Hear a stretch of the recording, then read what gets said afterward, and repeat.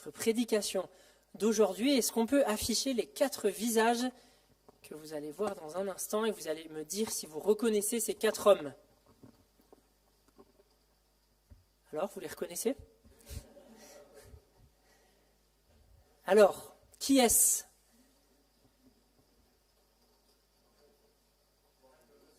Warren Buffett, en premier à gauche, ensuite Bill Gates, ensuite Jeff Bezos, et ensuite, peut-être moins connu, Bernard Arnault. C'est un Français, mais je pense qu'il est moins connu que les Américains. Est-ce que vous savez ce qu'ils ont en commun? Une fois qu'on les a reconnus, c'est facile. Ils sont riches, plus précisément. Ils sont milliardaires. Ils font partie de l'extrême minorité d'êtres humains sur la planète qui sont milliardaires. Ce sont des hommes qui, avec Elon Musk, le patron de Tesla, se partagent, se disputent les places des hommes les plus riches du monde chaque année, bien que Bill Gates soit sorti du classement depuis quelques années. Malgré ce point commun majeur, d'ailleurs, il y a évidemment de grosses différences entre ces hommes, et l'une d'entre elles, qui nous intéresse aujourd'hui, c'est que les 2 premiers, Warren Buffett et Bill Gates, qui sont amis d'ailleurs, ont tous les 2 annoncé qu'ils lègueraient l'immense majorité de leur fortune, et ils ont commencé à le faire, ce ne sont pas que des promesses, 95% environ de leur fortune, à la Fondation Gates, qui œuvre dans le monde contre les maladies et l'analphabétisme. Il y a évidemment, vous pouvez chercher sur Internet si ça vous intéresse, des choses à critiquer dans leur manière de faire et dans leur manière de soutenir ces œuvres malgré tout caritatives. Et évidemment, même lorsqu'ils auront donné 95% de leur fortune, les 5% restants leur permettront toujours de vivre à un niveau de vie plus élevé que le nôtre, mais quand même, tous les milliardaires n'ont pas fait ce genre de promesses. Tous les milliardaires ne donnent pas une aussi grande part de leur fortune pour des œuvres caritatives. Et de telles promesses de dons et de tels dons, puisque comme je l'ai dit, ce ne sont pas que des promesses, ils ont déjà commencé à donner, de tels dons suscitent la question de la responsabilité de ceux qui ont des biens. Quelle est la responsabilité de tous les êtres humains qui sur la Terre sont milliardaires quant à leurs biens, quant à leurs richesses? Et j'ai l'impression que ça peut parfois nous faire rêver d'imaginer la fortune de ces hommes et la responsabilité que cela peut susciter. J'ai l'impression que souvent, nous aussi, nous nous disons que si nous étions si riches, nous pourrions soutenir tant et tant de projets. Nous rêvons que nous aussi, si nous étions si riches, nous pourrions enfin exercer notre générosité comme nous le rêvons. Mais ne sommes-nous pas tous invités à exercer une responsabilité avec nos biens, quel que soit notre niveau de richesse? Faut-il attendre d'être milliardaire, et ça arrivera certainement à personne ici, faut-il attendre d'être milliardaire pour commencer à réfléchir à la responsabilité des biens que je possède, que ce soit mon argent ou mes biens immobiliers, que sais-je encore? Il me semble que c'est en tout cas à cela, à cette responsabilité, quel que soit notre niveau de richesse, que le texte d'aujourd'hui nous invite à réfléchir. Et je vous invite à lire avec moi dans l'évangile de Luc, au chapitre 16, les versets 1 à 13. Évangile selon Luc, chapitre 16, les versets 1 à 13. Jésus dit encore à ses disciples: un grand propriétaire avait un gérant. On vint lui dénoncer sa conduite car il gaspillait ses biens. Le maître le fit appeler et lui dit: qu'est-ce que j'entends à ton sujet? Remets-moi les comptes de ta gestion, car tu ne continueras pas à gérer mes affaires. Le gérant se dit: que vais-je faire, puisque mon maître m'enlève la gestion de ses biens? Travailler comme ouvrier agricole? Je n'en ai pas la force. Me mettre à mendier? J'en aurais honte. Ah, je sais ce que je vais faire pour que des gens me reçoivent chez eux lorsque j'aurai perdu ma place. Là-dessus, il fait venir un à un tous les débiteurs de son maître. Il dit au premier: combien dois-tu à mon maître? 40 hectolitres d'huile d'olive, lui répond celui-ci. Voici ta reconnaissance de dette, lui dit le gérant. assieds-toi là, dépêche-toi et inscris 20 hectolitres.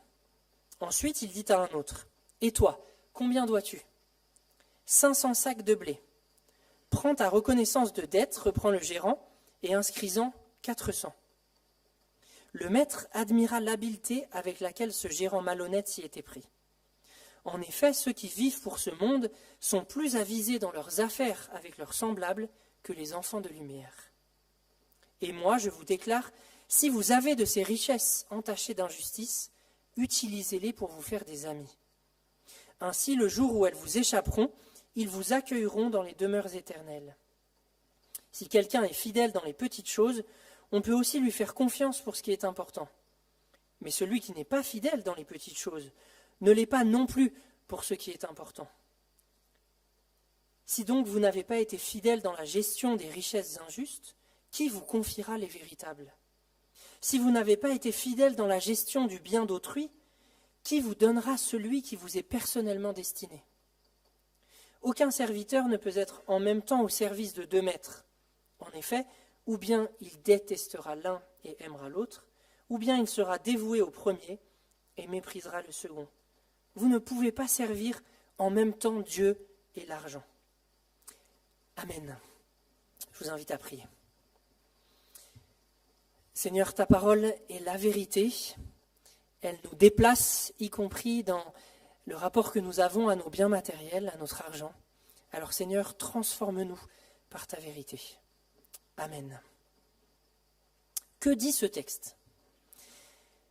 Pas si simple à première lecture. Normalement, les paraboles sont un peu plus simples que d'autres textes à comprendre, mais ici, je ne sais pas ce que vous en pensez, mais il me semble qu'il n'est pas si simple à première lecture de comprendre ce que Jésus nous enseigne de faire, de comprendre la relation que Jésus nous invite à avoir à notre propre argent, à nos propres biens, puisque le texte ne se limite pas à la question de l'argent. Dans ce texte, Jésus enseigne ses disciples, il enseignait la foule, dans les paraboles précédentes au chapitre 15, ici il y a comme un resserrement autour des disciples, et il les enseigne par une parabole. Un riche propriétaire avait confié la gestion de ses biens et de ses affaires à un gérant, certainement un esclave dans le contexte de l'époque, un esclave qui cependant jouissait par ce travail de gérant d'un statut social extrêmement privilégié. Seulement, ce gérant gaspille et dilapide les biens de son maître, on ne sait pas exactement de quelle manière, mais en tout cas, il fait perdre du profit à son maître. Le maître l'apprend et lui demande donc de lui remettre ses comptes avant de le renvoyer. Et le gérant, et c'est là qu'on voit que malgré son statut d'esclave, il avait un statut social très élevé, le gérant a peur de perdre ses privilèges et son statut social. Et il se met à réfléchir à une ruse qu'il pourrait mettre en place pour se faire des amis parmi les débiteurs de son maître, parmi ceux qui doivent de l'argent ou des biens à son maître, pour pouvoir être accueillis par eux, peut-être pour recevoir même un travail de leur part lorsqu'il aura remis les comptes à son maître et qu'il aura été renvoyé par son maître. Et cette ruse qu'il met en place, c'est de réduire énormément les dettes des débiteurs de son maître. Et les quantités dont il est question ici sont énormes. Il est question de quantités qui sont 20 fois supérieures à ce que pouvait produire une ferme de type familial à l'époque. Donc le maître dont il est question ici est extrêmement riche, et là, c'est des sommes énormes et des quantités énormes de biens qui sont gérés par le gérant, et c'est donc des diminutions de dettes qui sont énormes. Le maître est au courant de la ruse de son gérant, puisqu'il admire l'habileté de ce gérant malhonnête, mais il ne peut sûrement rien contester, puisque son gérant fait établir des reconnaissances de dettes qui sont fausses, en ayant fait baisser les niveaux de dette. Donc, le papier qui atteste de la dette est incontestable pour le maître, même si le maître s'est rendu compte de la ruse. Remarquez, ça me semble important pour notre compréhension de la parabole, que le maître admire non pas la malhonnêteté de son gérant, mais son habileté. Ce n'est pas la malhonnêteté du gérant qui est mise en avant et qui est admirée par le maître dans la parabole. Ça serait étrange sinon. Ça, c'est la parabole, et ensuite Jésus ajoute des commentaires à cette parabole, toujours sur cette relation à l'argent et au bien. D'abord, Jésus commence par faire un reproche aux enfants de lumière qu'il oppose aux enfants de ce monde. Dans le texte, littéralement, il est question d'enfants dans les deux cas, les enfants de lumière et les enfants de ce monde, que Jésus oppose en reprochant aux enfants de lumière, c'est-à-dire aux chrétiens, ceux qui ont accepté la véritable lumière, le Christ. Il leur reproche de ne pas être assez sages, de ne pas être assez avisés dans leur relation avec leurs semblables. Jésus dit que les enfants de lumière, les chrétiens, devraient utiliser les richesses injustes pour se faire des amis qui les accueilleront dans les demeures du monde à venir, dans les demeures éternelles. On reviendra bien sûr sur ce que cela signifie. Ensuite, Jésus oppose les petites choses, c'est-à-dire les richesses de ce monde, à ce qui est important, les richesses véritables, les richesses du monde à venir. Et il annonce, dans une relation entre les deux, que ceux qui sont fidèles dans leur gestion des richesses de ce monde, dans les petites choses, recevront les richesses véritables, les richesses du monde à venir. Et enfin, Jésus termine son enseignement et ses commentaires sur ce sujet en disant qu'on ne peut pas servir deux maîtres. On ne peut pas servir en même temps Dieu et l'argent, ou Dieu et Mammon, dans d'autres traductions. L'enseignement de Jésus sur le rapport à l'argent ici est donc assez radical. Cette opposition sur le fait qu'on ne peut pas servir de maître, ça nous pose des questions assez radicales pour nos propres vies. À travers ce commentaire, Jésus nous demande « De qui es-tu au service ? Es-tu au service de Dieu ou de l'argent ?»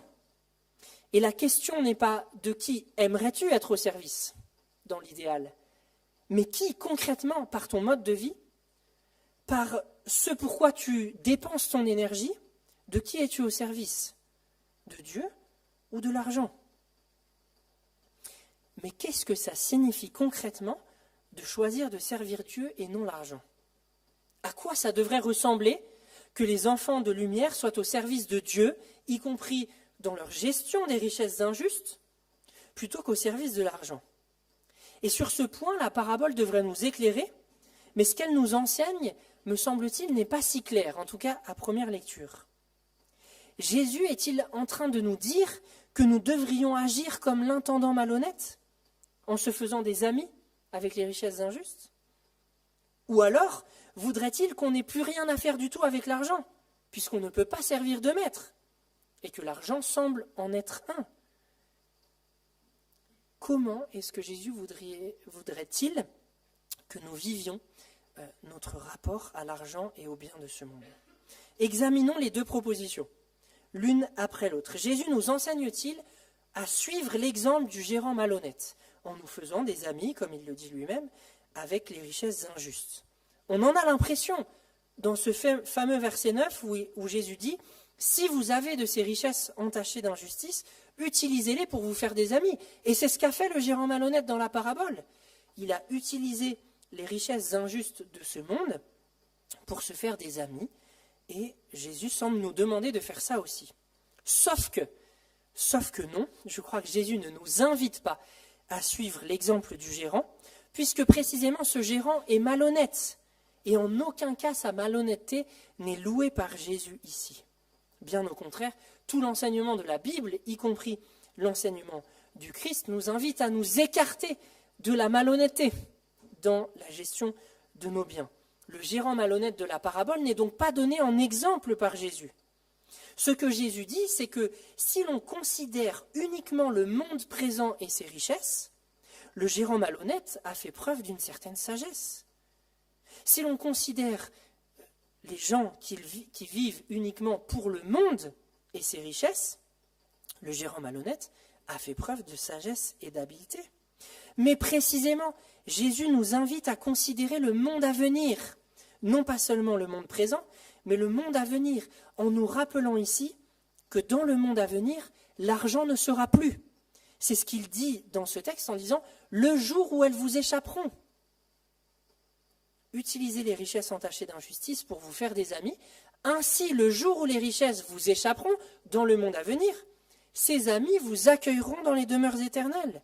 Autrement dit, nous n'emporterons pas notre argent ni nos biens matériels dans la mort. Nous n'emporterons pas notre compte en banque dans le monde à venir. Et Jésus nous invite donc dès aujourd'hui, dans la relation que nous avons, dans la manière dont nous avons de gérer notre argent et nos biens matériels, à considérer cette perspective et à considérer le monde à venir. Ce que ne fait pas le gérant malhonnête de la parabole. Le gérant malhonnête de la parabole n'est donc pas donné en exemple par Jésus. On peut donc déjà écarter cette possibilité dans notre compréhension de l'enseignement du Christ. Deuxième possibilité, alors, Jésus nous invite-t-il à considérer l'argent et les biens de ce monde comme impurs, comme des choses dont nous devrions nous détacher, comme des choses qui sont complètement étrangères au royaume? Eh bien non, ce n'est pas non plus ce que Jésus dit ici, puisqu'il enseigne, si vous avez des richesses entachées d'injustice, utilisez-les.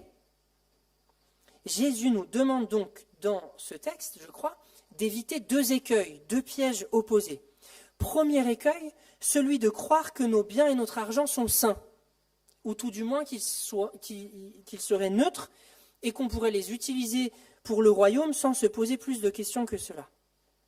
Jésus nous rappelle, et nous avons peut-être trop facilement tendance à l'oublier, que les richesses du monde sont toujours liées à l'injustice, même lorsque nous sommes nous-mêmes honnêtes.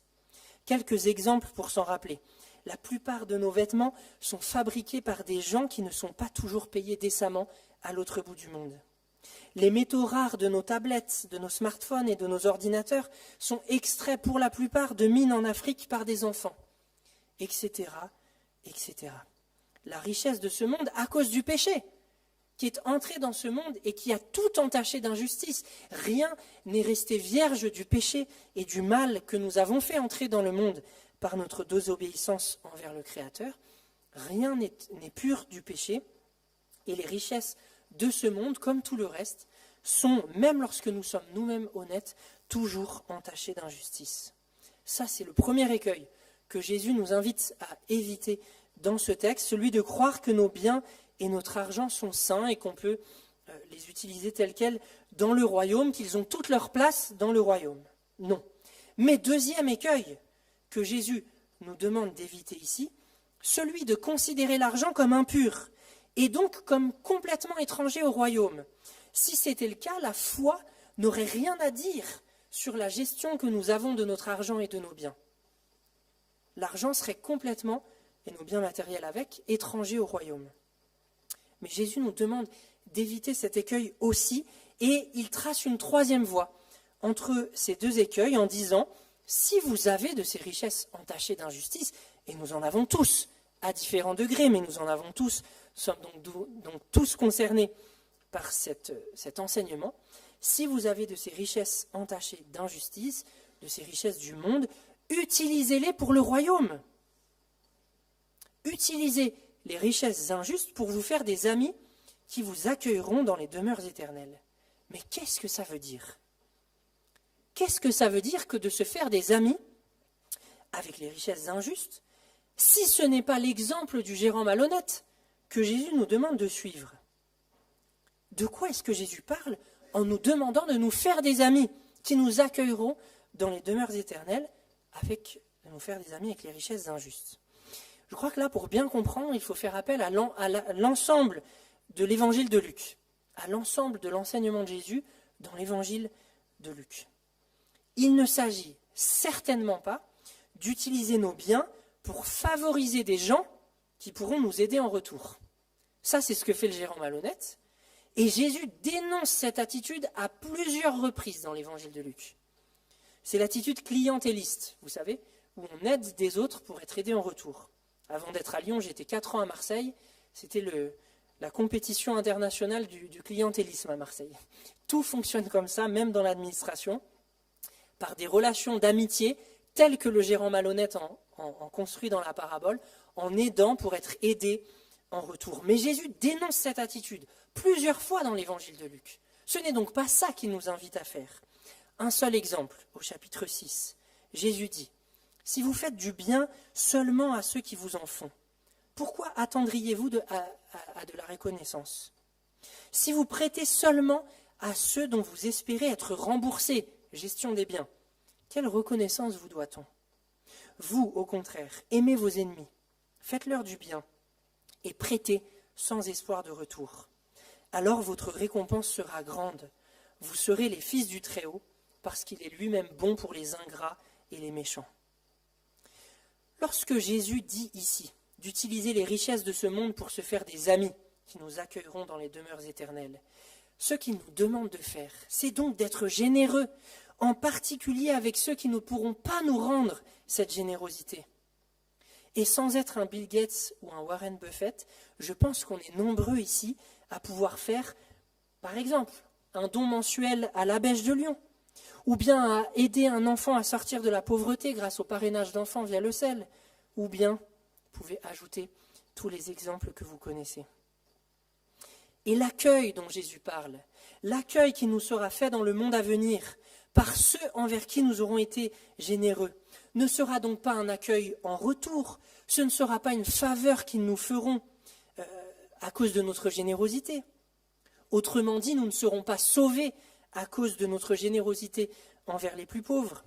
Mais l'accueil dont Jésus parle, c'est un accueil joyeux, un accueil reconnaissant, un accueil fraternel de celles et ceux que nous aurons aidés. Un accueil qui attestera que nous aurons bien mené nos vies, et en particulier la gestion des biens et de l'argent qui nous est confié, en ayant les yeux fixés sur le monde à venir.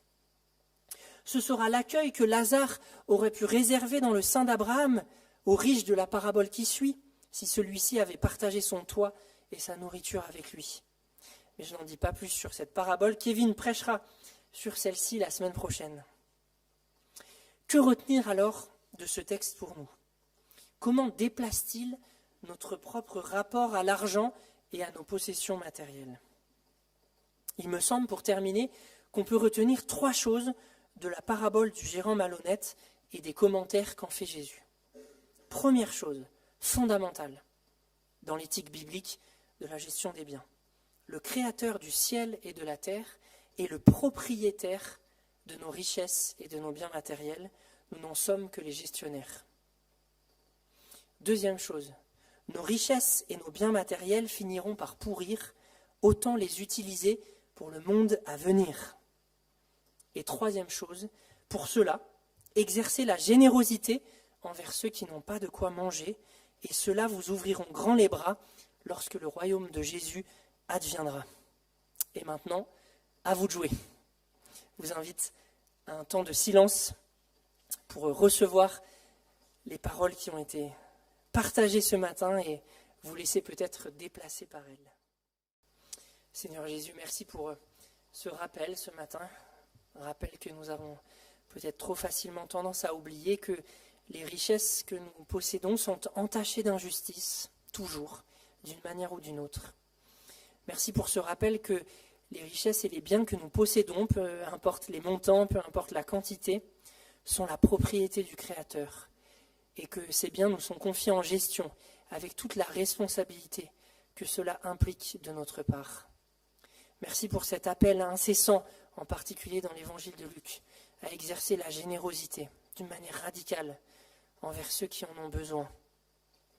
Merci Seigneur pour cet appel à la liberté par rapport à nos biens. Merci Seigneur pour ce rappel enfin selon lequel tu nous appelles à gérer nos biens et notre argent en ayant les yeux fixés sur le monde à venir. À gérer nos biens non pas pour ce monde, non pas pour cumuler et entasser, mais pour être généreux, pour mettre en œuvre avec les richesses entachées d'injustice de ce monde les principes de ton royaume, les principes que tu as toi-même mis en œuvre en devenant un homme, en offrant ta vie à la croix pour nous, en te faisant pauvre pour que nous soyons enrichis de la vie éternelle, du salut et de la réconciliation avec le Père. Que nous puissions être les enfants de lumière que tu nous appelles à être, les disciples du Christ, qui a été généreux à notre égard. En ton nom Jésus. Amen.